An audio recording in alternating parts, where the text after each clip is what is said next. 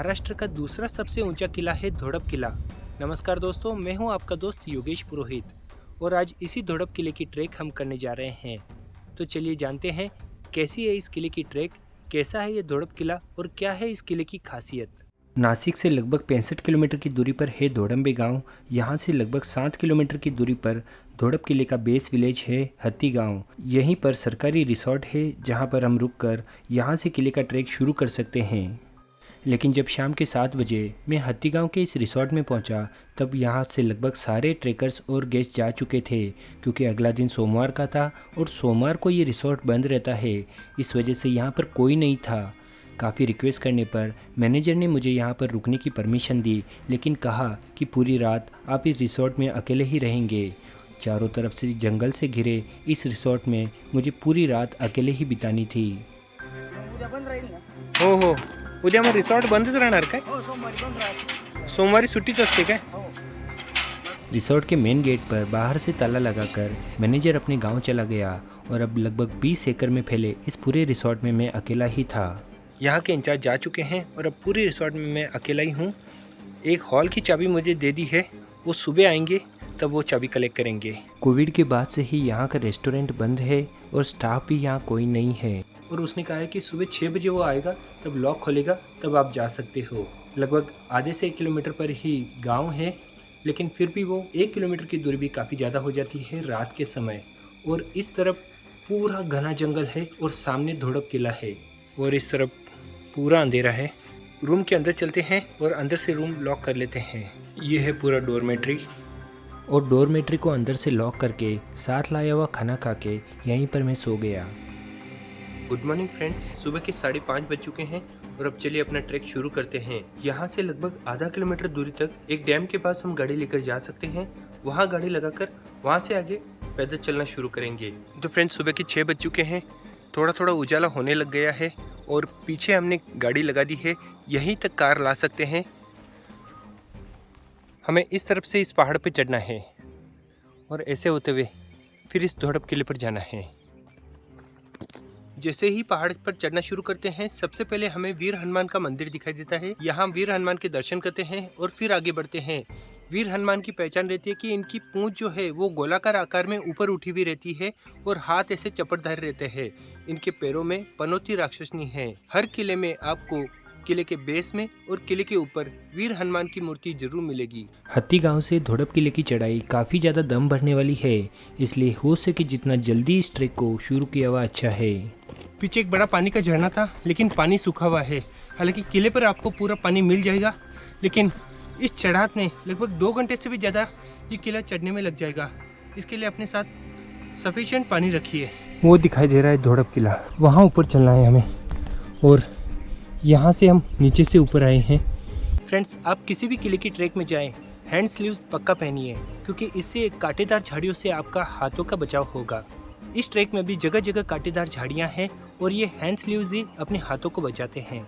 चलते हुए लगभग 1 घंटा हो चुका है और थक कर पूरी हालत ख़राब हो चुकी है। काफ़ी ज़्यादा और तीखी चढ़ान है इस किले की।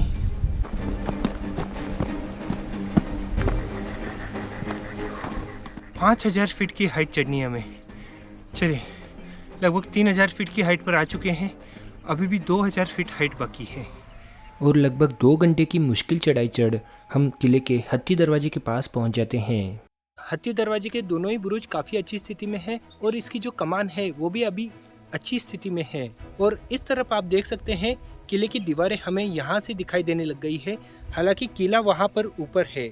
यहाँ से असली धोड़प किला शुरू हो जाता है। इस किले की कमान अभी भी काफ़ी अच्छी स्थिति में है। यहाँ से आगे पूरे ऊपर किले तक पत्थर की पगडंडी बनी हुई है।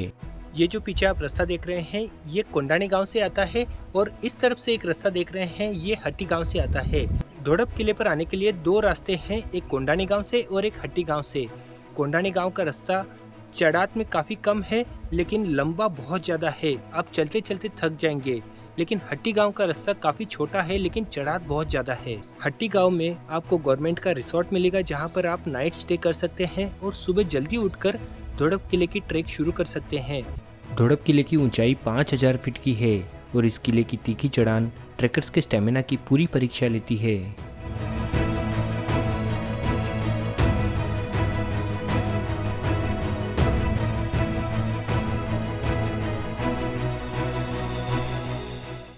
हत्ती दरवाजे से अंदर आते ही लगभग 100 मीटर के आगे एक पेशवेकालीन कुआं है या पेशवेकालीन बावड़ी है।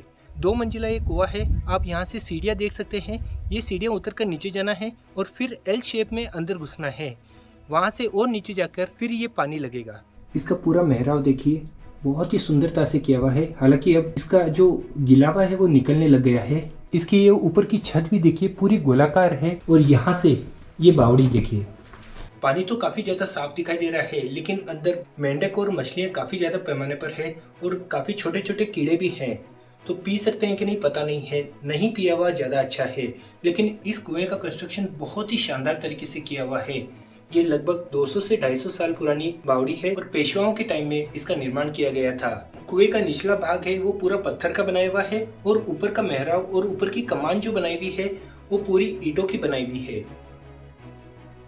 बाहर काफी ज्यादा गर्मी है, लेकिन यहाँ पर हम खड़े हैं, बाहर के मुकाबले 3 से 4 डिग्री तापमान यहाँ पर कम है और आपको यहाँ पर बहुत ज्यादा ठंडक महसूस होगी।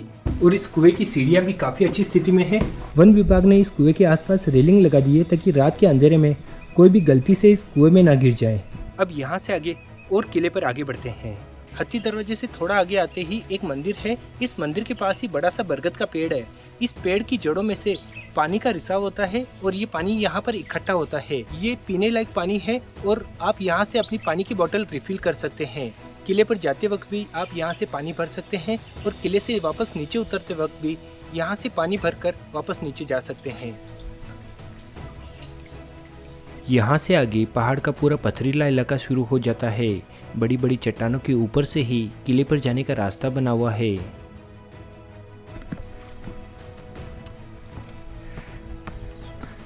पहाड़ की चढ़ाई में कुछ मुश्किल जगहों पर लोहे की सीढ़ियां लगाई हुई है। ये सीढ़ियां हाल ही के वर्षों में लगाई गई है। इन सीढ़ियों की वजह से किले पर चढ़ना काफी ज्यादा आसान हो गया है। ये है पुरातन काल की सीढ़ियां।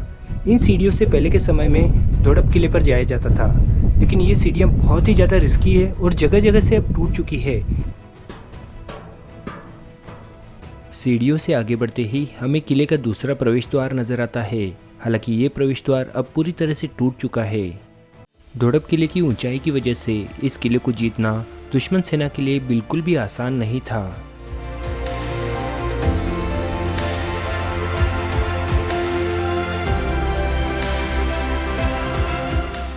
यहाँ से आगे हम किले के महाद्वार की तरफ बढ़ते हैं, जो कि पहाड़ के अंदर चट्टानों को काट कर ही बनाया हुआ है। इन सीढ़ियों को चट्टानों को काट कर ही बनाया गया है और यहाँ पर एक बड़ा सा टर्न आ जाता है। यहाँ पर फारसी और उर्दू भाषा में कुछ लेख लिखे हुए हैं जो कि समझ में नहीं आएंगे। इस तरफ भी कुछ लिखा हुआ है।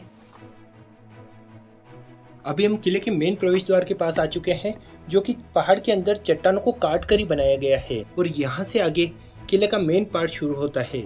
यहाँ पर आप देख सकते हैं कि किले के दरवाजे के लिए खांचे बनाए हुए हैं। इन्हीं के अंदर किले के दरवाजे लगाए जाते थे। ये जो अंदर का भाग है ये भी पूरी चट्टानों को काट कर बनाया हुआ है, लेकिन यहाँ पर पूरी पड़झड़ हो चुकी है। महादरवाजा और किले के इस भाग को पूरे पहाड़ के अंदर चट्टानों को काट कर ही बनाया हुआ है और किले की इस तरह की रचना आपको महाराष्ट्र के कई सारे किलों में दिखाई देगी।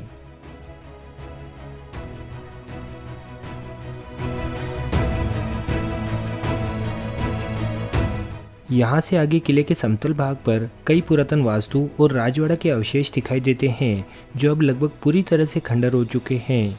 धोड़प किले पर केवल इसी भाग में आपको प्राचीन निर्माण कार्य की इमारतें नजर आएंगी। इन प्राचीन इमारतों के सामने ही धोड़प पहाड़ की सबसे ऊंची चोटी नजर आती है।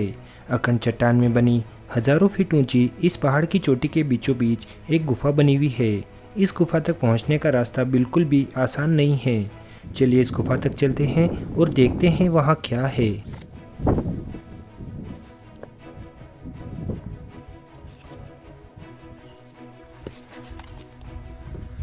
यहाँ पर कुछ प्राचीन गुफाएं बनी हुई है। इन गुफाओं तक पहुँचना काफ़ी ज़्यादा मुश्किल है, क्योंकि सीढ़ियाँ लगभग पूरी टूट चुकी है और चट्टानों के ऊपर चढ़कर ही यहाँ तक पहुँचना पड़ता है। चलिए इन गुफाओं को देखते हैं और फिर वापस नीचे उतरते हैं, क्योंकि नीचे उतरना भी काफ़ी रिस्की है इस पैच से। मानव निर्मित इस गुफा की हाइट केवल 3 फीट की है। प्राचीन काल में ऋषि मुनि और बौद्ध भिक्षुओं द्वारा इस गुफा का उपयोग शायद ध्यान साधना के लिए किया जाता था। कहा जाता है कि इस गुफा का निर्माण धोड़प किले के निर्माण से काफ़ी पहले किया जा चुका था।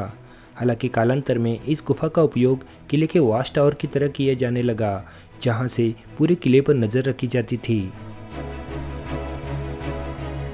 चलिए अब यहाँ से वापस चलते हैं।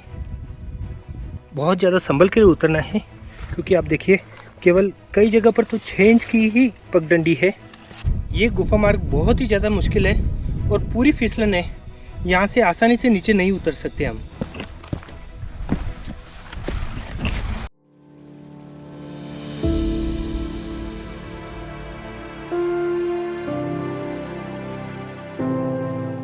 फ्रेंड्स, फाइनली हम पहुंच चुके हैं धोड़प किले के इस पॉइंट पर, जहां से ये यू साइज का दर्रा दिखाई देता है।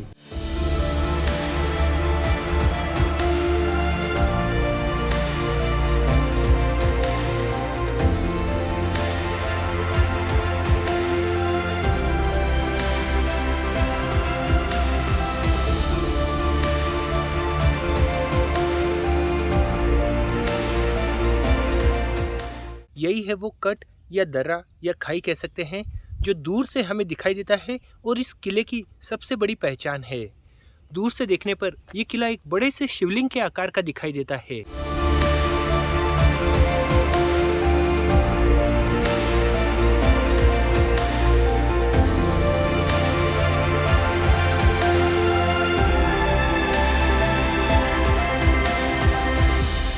सामने जो चट्टानें दिखाई दे रही है, ये बिल्कुल नई दिखाई दे रही है, यानी कि अभी भी ये चट्टानें धीरे धीरे टूट टूट कर गिर रही है और इसकी गहराई बहुत ज़्यादा है।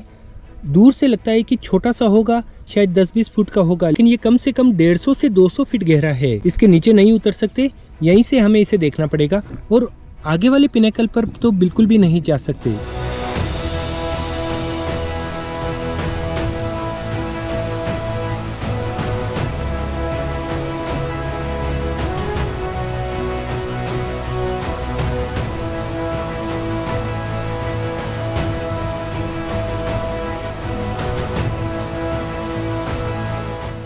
वन विभाग ने यहाँ पर पूरी रेलिंग लगा दी है ताकि आने वाले पर्यटकों की सेफ्टी रह सके। लगभग 300 मीटर यहाँ तक हम चल के आए हैं और आगे का जो पॉइंट है वो आधे किलोमीटर से भी ज्यादा लंबा है।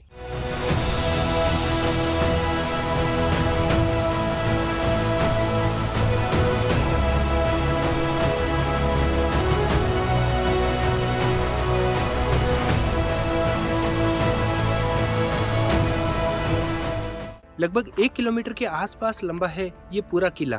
धोड़प किला महाराष्ट्र का दूसरा सबसे ऊंचा किला है। पहले नंबर पर आता है सालेर किला और ये महाराष्ट्र की 5वीं सबसे ऊंची चोटी है और महाराष्ट्र का दूसरा सबसे ऊंचा किला है। इस किले की ऊंचाई की वजह से यहाँ से आसपास के कुल 28 किले दिखाई देते हैं, अगर मौसम साफ रहा तो। धोड़प पहाड़ महाराष्ट्र का 5वां सबसे ऊंचा पहाड़ है, यानी कि धोड़प किले की चोटी महाराष्ट्र की 5वीं सबसे ऊंची चोटी है और धोड़प किला महाराष्ट्र का दूसरा सबसे ऊंचा किला है।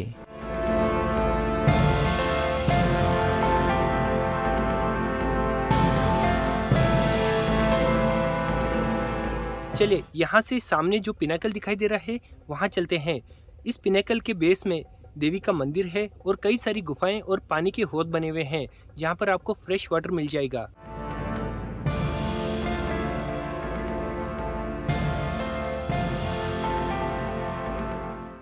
इस पहाड़ की तरफ जाते वक्त एक चट्टान नजर आई। ये चट्टान शायद किसी को नजर नहीं आई होगी, लेकिन आपको एक जबरदस्त चीज दिखाता हूँ। इस चट्टान में आपको हाथी का आकार नजर आएगा। देखिए गौर से इस चट्टान को। इस चट्टान को गौर से देखिए, जैसे कोई हाथी बैठा हुआ है। सामने इसकी सूंड दिखाई दे रही है, नीचे फोल्ड किए हुए पैर हैं और पीछे हाथी का पिछला शरीर है। इस चट्टान पर उगी छोटी झाड़ियाँ भी इसके आँख और दांत दर्शा रही है। चट्टान में बनी हाथी की यह आकृति आज तक किसी के भी नज़र में नहीं आई है। किले की उत्तरी साइड में आप देख सकते हैं कि ऊपर एक गुफा बनी हुई है। इस गुफा तक ऊपर जाने की जो सीढ़ियां हैं वो पूरी टूट चुकी है, यानी कि ऊपर नहीं जा सकते हैं। ये मैन मेड है या नेचुरल है ये पता नहीं है। तो इस गुफा को कैसे देखेंगे, चलिए एक आइडिया लगाते हैं। कैमरा की सेल्फी स्टिक को लंबी कर हमने गुफा के अंदर झांक के देखा। हालांकि गुफा के अंदर कुछ भी नहीं है। शायद प्राचीन काल में सैनिक इस गुफा में बैठ किले के पूरे उत्तरी भाग पर नजर रखा करते थे। किले के पूर्वी भाग में पहाड़ के अंदर चट्टानों को काट कर कई सारे कमरे और पानी के हौद बनाए हुए हैं और यहीं पर देवी माँ का मंदिर भी है।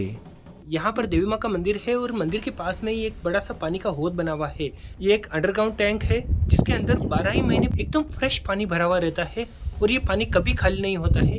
और इस मंदिर की दीवार जो है एक लकड़ी के खंभे पर टिकी हुई है। आप देख सकते हैं ये लकड़ी का खंभा यहाँ पर है और इसके ऊपर ये पूरी दीवार बनी हुई है और इस मंदिर के नीचे ही ये पानी का हौद बनाया हुआ है। यहाँ से आप अपनी पानी की बोतलें वापस रिफिल कर सकते हैं और इसके पास में ही भगवान शिव का मंदिर है, हालांकि पूरी जर्जर अवस्था में है। चलिए अब इस मंदिर के अंदर चलते हैं। ये है देवी माँ का मंदिर और सामने आपको काफ़ी बड़ा स्पेस दिखाई देगा। ये पूरे पहाड़ के अंदर ही चट्टानों को तोड़कर इस गुफा को बनाया गया है और अंदर भी कई सारे कमरे बनाए हुए हैं। अगर रात के वक्त ट्रैकर्स यहाँ आते हैं तो इस गुफा में आराम से रह सकते हैं और ये जगह काफ़ी सेफ है। देवी माँ के मंदिर को लोहे का दरवाज़ा लगाया हुआ है जिससे आप अपने बैग यहाँ रखकर पूरा किला घूम सकते हैं, क्योंकि यहाँ पर बंदरों का काफ़ी ज़्यादा आतंक है। और यही मंदिर के पास बैठकर हमने खाना खाया। पास में ही पहाड़ में चट्टान को काटकर एक कमरा बनाया हुआ है। चलिए इसके अंदर उतर कर देखते हैं। इस कमरे के बीच में एक बड़ा सा खड्डा बनाया हुआ है और पूरा कंस्ट्रक्शन किया हुआ है पत्थरों से। ये है अनाज रखने की जगह, यानी कि अनाज यहाँ पर भंडार किया जाता था। इस कमरे में और भी थोड़ी दीवारें थी जो कि पूरी टूट चुकी है।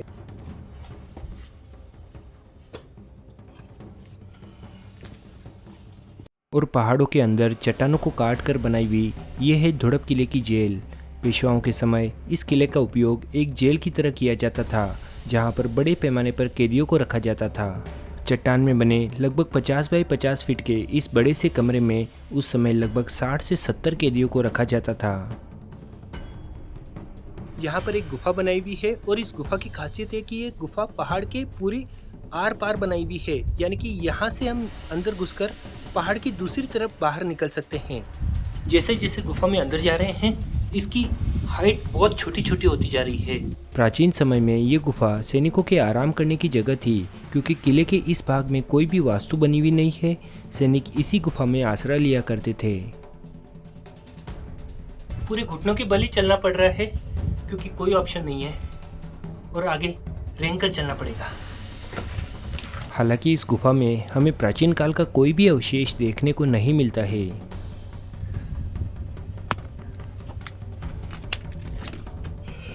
फ्रेंड्स, ये है महाराष्ट्र का दूसरा सबसे ऊंचा किला, धोड़प किला। आपको ये किला, ये जगह कैसी लगी कमेंट करके बताइएगा ज़रूर। और चलिए अब वापसी की यात्रा शुरू करते हैं। वापस नीचे उतरने में भी हमें 2 घंटे से भी ज़्यादा समय लग जाएगा, क्योंकि नीचे उतरने का रास्ता भी बिल्कुल आसान नहीं है और काफ़ी ज़्यादा संभल के नीचे उतरना है।